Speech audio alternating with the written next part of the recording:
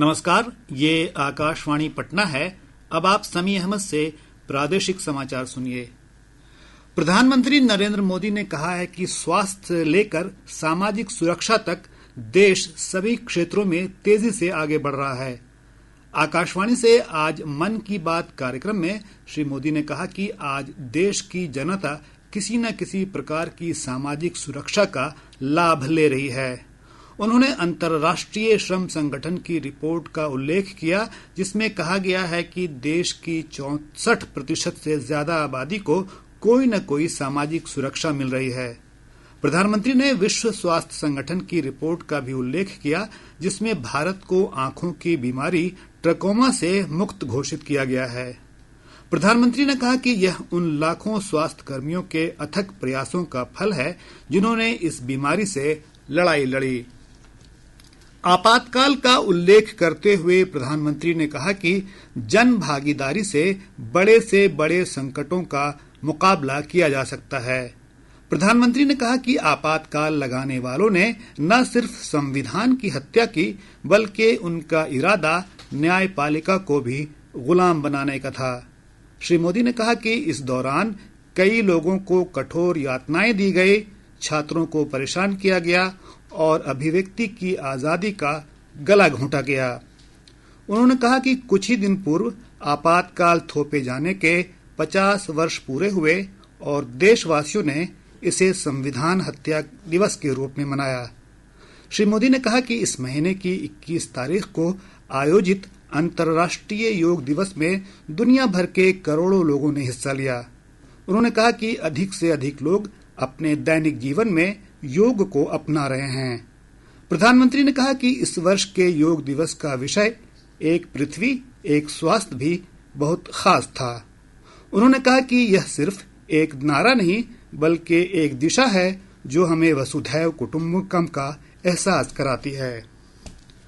श्री मोदी ने कैलाश मानसरोवर यात्रा, अमरनाथ यात्रा और जगन्नाथ रथ यात्रा की भी चर्चा की।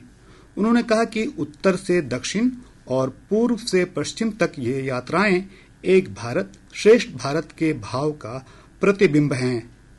प्रधानमंत्री ने कहा कि महिलाओं के नेतृत्व में विकास का मंत्र भारत का नया भविष्य गढ़ने के लिए तैयार है। देश की महिलाएं न सिर्फ अपने को बल्कि पूरे समाज को नई दिशा दे रही हैं।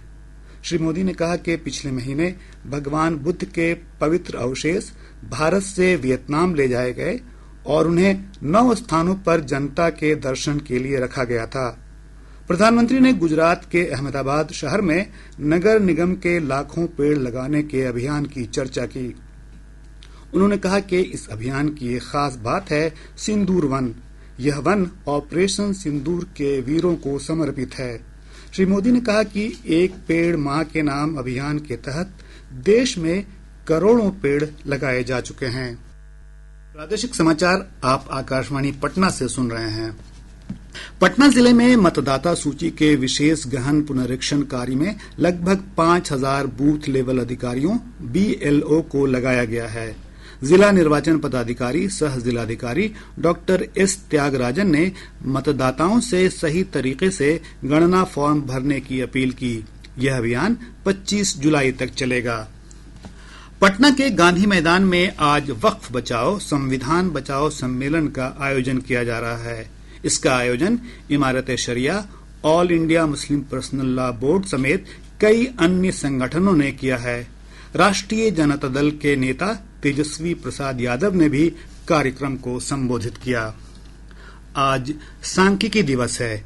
यह दिवस हर साल प्रोफेसर प्रशांत चंद्र महालनोबिस की जयंती के उपलक्ष्य में मनाया जाता है, जो सांख्यिकी और आर्थिक नियोजन के क्षेत्र में अग्रणी थे।